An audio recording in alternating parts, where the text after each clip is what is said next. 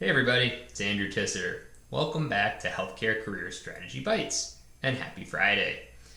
For those of you who don't know me, my name is Andrew Tisser. I'm an ER doctor, host of the Talk to Me Doc podcast, as well as a career strategist for physicians and other healthcare professionals who are dissatisfied with their career and are trying to make a change. Last week, we talked about what is realistic and what is possible versus whatever you can decide in your career. So if you haven't seen that video, go back and check it out. This week, we're talking about common non-clinical careers because a lot of people talk to me about transitioning to non-clinical. And just a note here, that's not necessarily the way to be happy, right? So I was really burnt out and I restructured my clinical career, bought down a lot of my time using multiple side gigs, etc. And I still practice clinical medicine and I'm happy doing so. And I know a lot of people that have done that. So certainly staying in medicine, just restructuring how you're doing things or leaving your current position or developing a monetized side gig, etc. Those are lots of strategies to keep you in medicine and happy.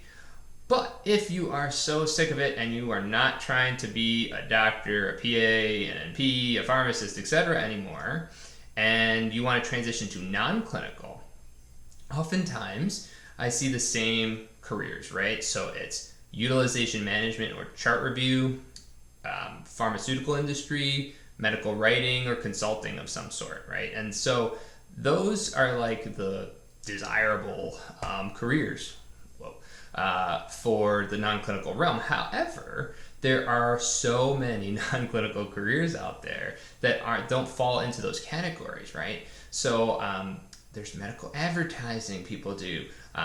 There's consulting for film and books and things like that. I mean, we can go on and on and on for lists if you want lists. But again, we're thinking outside the box. I'm not giving you lists. You're creating the career you want.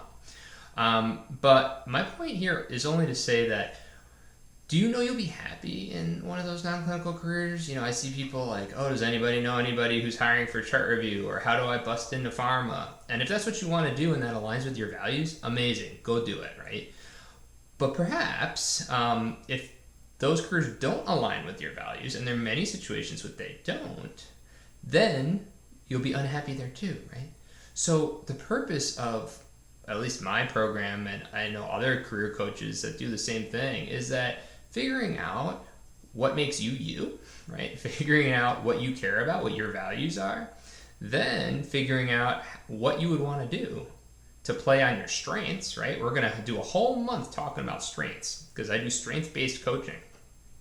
And then finding a position that aligns both your values and your strengths. Now that's going to make you happy, right?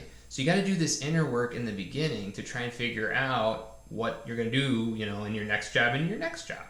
So I just wanted to make the point that perhaps the top 5 non-clinical careers or whatever lists you're looking at might not make you happy either.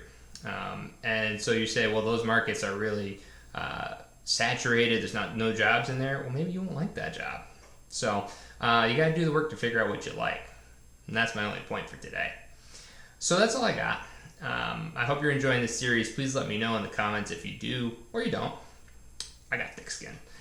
And if you're interested in learning more about my journey, you can go to andrewtisserdo.com/video, where there's a free 4-part series discussing my transition from burnt out as a med student resident, attending, and what I did about it and how I designed a career in life that I'm happy with.